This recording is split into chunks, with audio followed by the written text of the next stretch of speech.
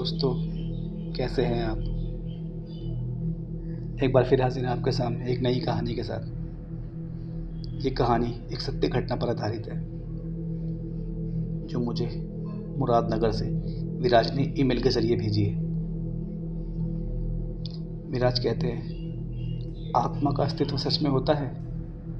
क्या मरने के बाद भी कोई किसी से मिलने आ सकता है? इन्हीं सभी सवालों का जवाब हम आपको इस कहानी के अंदर देंगे। ये बात आज से करीब 4 साल पहले की। विराज अपने गांव गया था।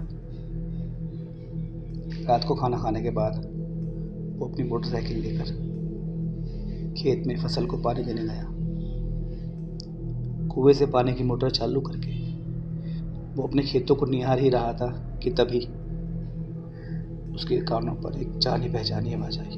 बेटा विराज, कैसे हो तुम?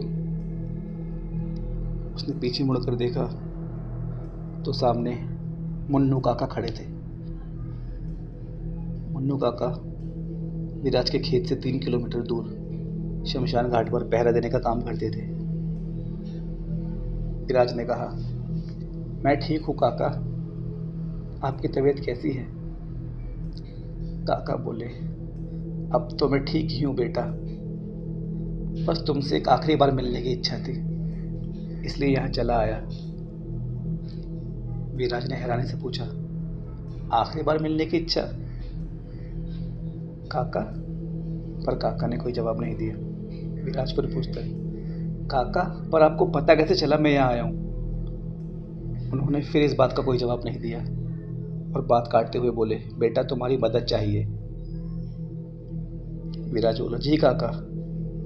बेटा मेरे घुटनों में बहुत दर्द है, क्या तुम मुझे शमशान के नज़दीक छोड़ सकते हो? विराज उनकी बात मान लेता है। फिर दोनों मोटरसाइकिल पर बैठते हैं। जैसे ही मोटरसाइकिल पर बैठते हैं एकदम से जोरदार तूफान आने लगता है। विराज काका से कहता है, काका तूफान बहुत जोरदार है, हम कुछ देर यहीं रुक जाते हैं। पर काका कहते, नहीं बेटा, ये तूफान रुकेगा नहीं, पहले मुझे घर छोड़ दे, रास्ता खड्डों भरा था। तो विराज कहता है, काका अब अपना हाथ मेरे कंधों पर रख लो, वैसे भी आपकी पीठ में दर्द है। काका कहते हैं, ठीक है बेटा, और अपना हाथ विराज के कंधों पर रख लेते हैं। जैसे ही काका विराज के कंधों पर हाथ रखते हैं, विराज को कुछ अजीब सा महसूस होता है। काका के हाथ इतने ठंडे थे मानो किसी ने बर्फ की सिल्लियाँ विराज के कंधों पर रख दी हो। ये दोनों काका के शमशान वाले घर के पास पहुंच जाते हैं।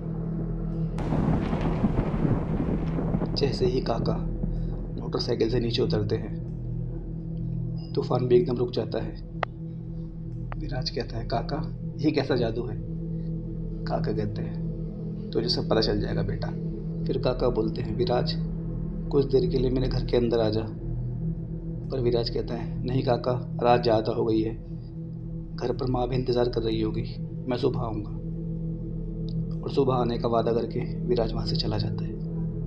अगली सुबह नहाने के बाद जब विराज नाश्ता कर रहा होता है तब उसका दोस्त रोहित वहाँ आता है। रोहित कहता है, विराज चलो हमें शमशान वाले काका के घर जाना है। विराज बोलता है, हाँ यार, मुझे भी उस तरफ जाना था, लेकिन तुझे क्यों जाना है? रोहित कहता है, आज काका की 13वीं है ना भाई।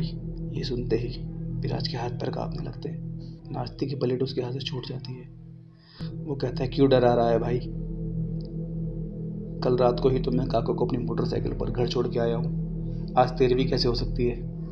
तू पागल है क्या भाई? आज सच में काका की 13वीं है और मुझ पर यकीन नहीं है तो खुद चल कर देख ले। विराज को अपने दोस्त की बात पर यकीन नहीं होता और जाकर अपनी माँ से पूछता है। माँ भी यही जवाब देती है, हाँ बेटा, आज काका की 13वीं है। विराज वहीं खड़ा खड़ा पूरी तरह डर जाता है। माँ को बताता है, कल रात ही तो काका मुझे मिले थे, मैंने खुद उन्हें मोटरसाइकिल पर उनके घर छोड़ा है, ऐसा कैसे हो सकता है? अब विराज रोहित के साथ काका के घर जाता है। जैसे ही विराज काका के घर का दरवाज़ा खुलता है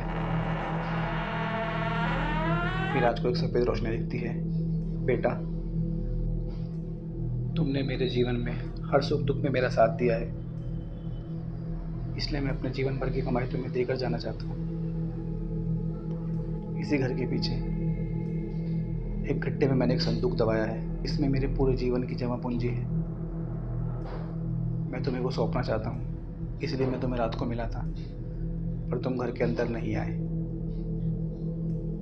लेकिन अब तुम घर आ गए हो, तो पीछे जाकर वो संदूक ले जाओ, मुझे मुक्ति मिल जाएगी। विराज घर के पीछे जाकर देखता है, विराज को संदूक मिल जाता है। विराज अब उन सब पैसों से काका के नाम का एक पानी का पियाऊ उसी शमशान के बाहर बनवा देता है। इस तरह काका की दी हुई पूंजी विराज को भी मिल गई और काका के पैसे लोगों के काम आने लगे। दोस्तों, इस कहानी में इतना। मिलते हैं कल एक नई कहानी के साथ, आपके अपने चैनल मानो ना मानो पर।